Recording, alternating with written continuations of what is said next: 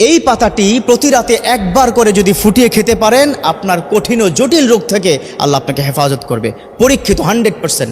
Medical science থেকে যেরকম, ইসলামের জগৎ থেকে কিন্তু সেরকম। 1500 বছর পূর্বে আমার নবীও কিন্তু বলে গেছেন, এবং এই পাতার গুণাগুলো আপনি কল্পনাও করতে পারবেন না। অনেকের ঘরে কিন্তু এই পাতা আছে, আমি বললে আপনি আশ্চর্য হয়ে যাবেন। দেখুন, বর্তমান সময় বিভিন্ন জটিল রোগ কিন্তু আমাদের তৈরি হচ্ছে। অনেক রোগ এখনও ডক্টররা ওই রোগটা আইডেন্টিফাই করতে পারে না। অনেকে আমাকে ফোন করে বলেন, হুজুর এত পরিমাণ অ্যান্টিবায়োটিক জীবনে খেয়েছি, এখন অ্যান্টিবডি কার নাই, কোনো ওষুধে কাজ হয় না। দেখুন, এখন থেকে অনেক আগে আপনারা স্যাক্লো 20 অথবা লোস্যাকটিল 20 আপনারা খেতেন।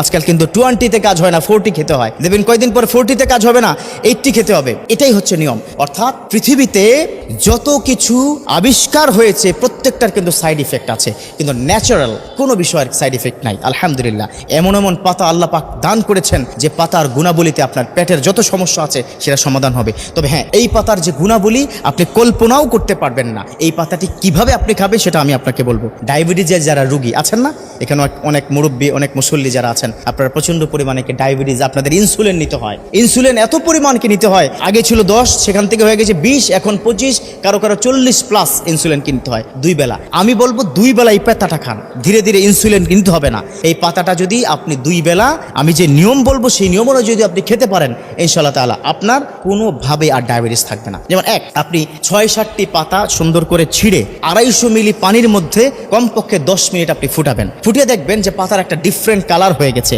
আর সাদা নেই, পাতাটা একটু লালচে লালচে বর্ণ, এই পানিটা আপনার হয়ে যাবে। তখন এই ফুটন্ত পানিটা যদি আপনি খান, আপনার অ্যান্টিবডি তৈরি হবে। অনেক জটিল রোগ আছে, যেমন আমাদের কিডনি প্রবলেম, তাই না, আমাদের স্টোমাকের প্রবলেম, ডিজিজ আছে, বদহজম আছে, এই পাতার কারণে আল্লাহ পাক হেফাজত করবে। এখানেই শেষ নয়, এই পাতা শুধুমাত্র আপনি জাল দিয়ে বা ফুটিয়ে পানি খাবেন এখানেই নয়। এই পাতা যদি আপনি বেটে আপনার ব্যথার জায়গায়, যেখানে আপনার আঘাতজনিত ব্যথা অথবা ক্ষত হয়ে গেছে, অথবা আপনার কোনো কারণে আপনার এই জায়গাটা ব্লেডে বা কোনো কিছুতে আপনার এটা ছিলে গেছে বা ছিঁড়ে গেছে বা কেটে গেছে, সেই জায়গায় আপনি এই পাতাটা বেটে দিয়ে দেন, ইনশাআল্লাহ তাআলা ব্যথা দূর হয়ে অ্যান্টিবডি তৈরি হবে।